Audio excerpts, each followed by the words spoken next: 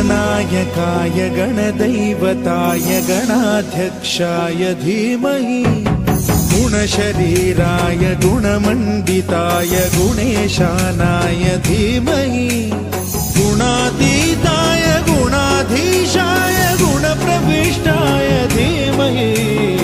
एकदन्ताय वक्रतुण्डाय गौरीतनयाय धीमहि गजेशानाय भालचन्द्राय श्रीगणेशाय धीमहि